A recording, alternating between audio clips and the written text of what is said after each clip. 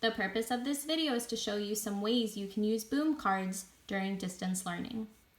So the first way you can use boom cards is you can screen share your boom cards during a live video session. So my county uses Microsoft Teams. Every district I know is using something different. So I'm gonna screen share on Microsoft Teams right now. If you have any questions about any other platforms, let me know. I do think the platforms are pretty similar, but again, if you need to see this video done on a different platform like Zoom, just let me know and I can always make another video. So I'm on Microsoft Teams right now. If you have any questions about Microsoft Teams, any basic questions, I have other tutorials for Microsoft Teams in my playlist. So go visit the playlist. I'll link it in the description box. Anyways, so we are going to screen share. I'm actually meeting kind of with myself right now. So this is my laptop and this will be the teacher view. And this is my school laptop, which will be the student view. So anything I do on my laptop, the student would see here.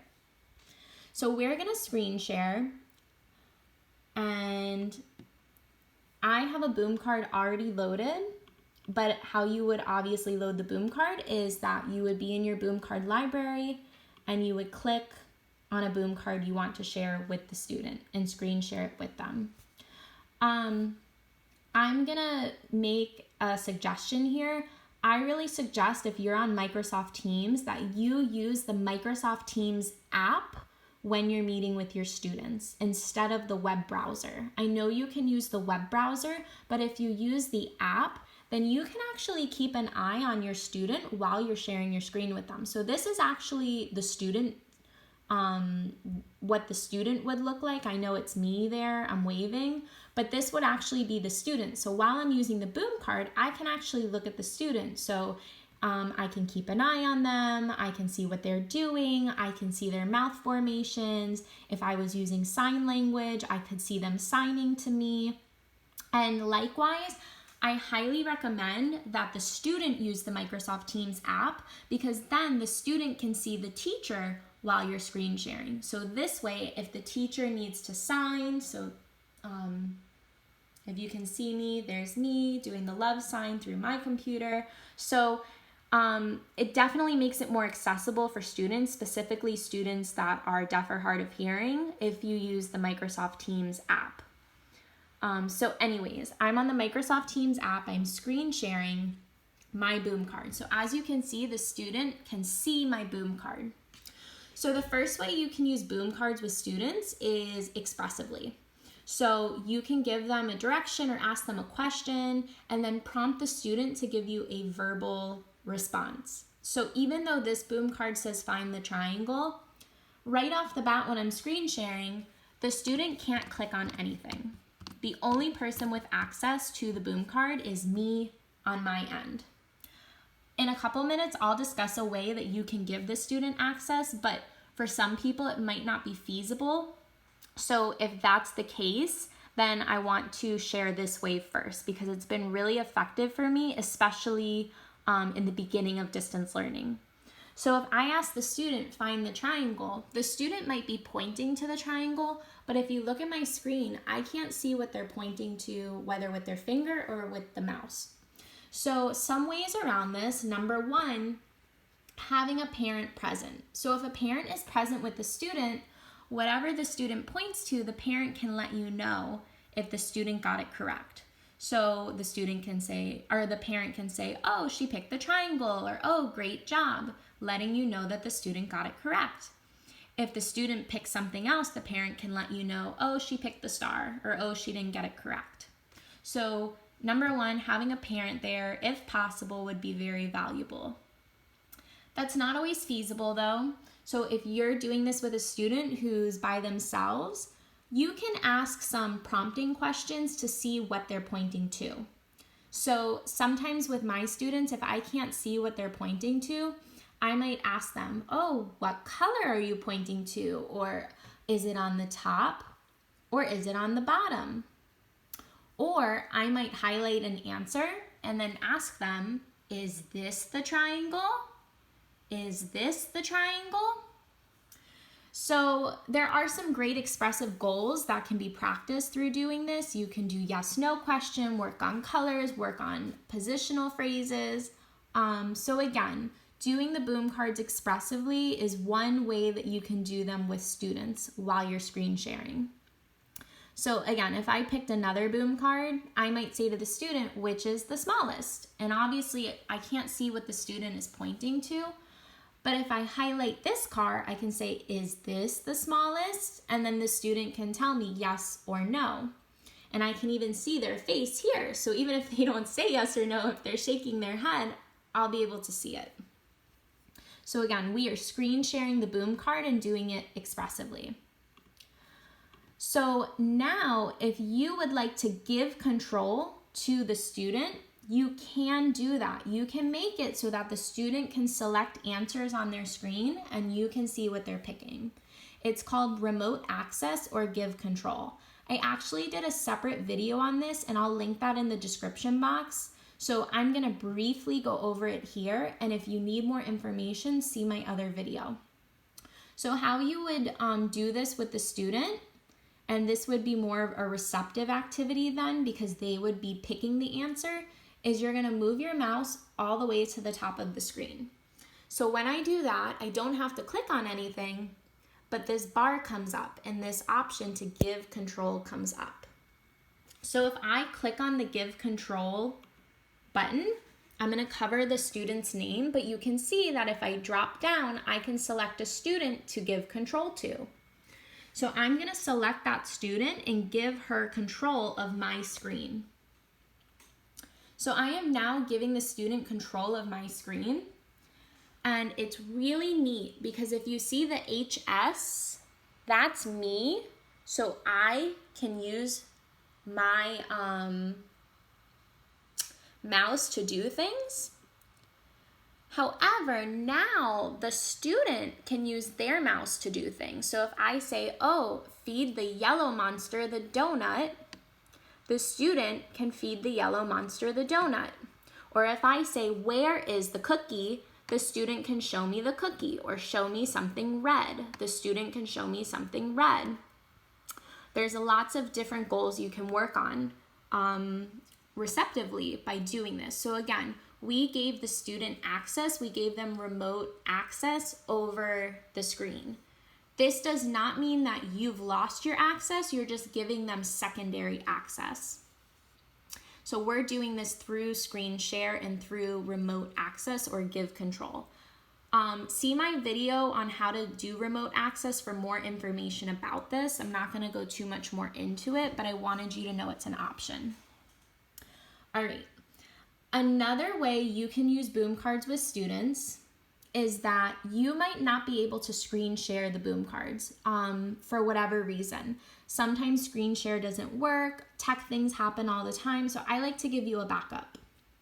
Also, if you're using the web browser or a student is using the web browser, you might not be able to see the student and vice versa. So if you're working with a student who's deaf or hard of hearing, or if you're a speech pathologist monitoring mouth formation, or if your student just needs to see your face and read your lips, I wanted to give you a backup option. So we're gonna go back into the chat, into the video chat. So there's me, hi. Okay, and we're chatting with myself. So now something you can do, if possible, is load your boom card onto another device. So you can actually load your boom cards onto an iPad, a tablet, another computer. I understand that not everybody has this lying around, and I'm definitely not pressuring anybody to go out and buy something. I just want you to know that you have the option. Because again, for some students, screen sharing is not always gonna work. So what I like to do is load the boom card on my iPad, and then, as you can see, I can hold the iPad up to the screen and I can show the iPad to the student and I can ask them the question. Obviously, I wouldn't be holding my phone while I'm meeting with a student. I would only be holding the iPad, but I can say, where is the triangle, or which is the triangle? And when I do this, the student can see my mouth move, Or if I needed to use sign language, I can sign to the student and they have a better view of what I'm asking them. Obviously, the student will not be able to manipulate the iPad, so they would either need to tell you expressively or sign to you expressively which one is correct, or the parent would need to let you know. But again, this is just a backup if screen sharing is not working. You can click on the answers. So I'm going to try to click here. So I clicked on the triangle, it outlined it. So again, those were some ways that you can use boom cards while you're meeting with your students. The last way I'm gonna go over is, there we go. The last way I'm gonna go over is how to share a boom cards link with a student or with their parents so that the student can use the boom cards without you. So if you want to send the parents a link, you have the option to send them a temporary link. If you wanted to send them a permanent link, you would need to have, the parent would need to have a boom cards account, and not all parents are gonna have one. So you can send a parent a temporary link. A temporary link is a link to a boom card that lasts for 14 days. So I'm gonna pick the boom card we just did. I'm gonna come over here and I'm gonna click on action, and I'm gonna click on fast pin. This is gonna generate a link and a pin to a boom card that expires, it says in 13 days. Disclaimer, I've noticed the expiration dates have changed depending on the boom card you pick, so just check how many days it's available for.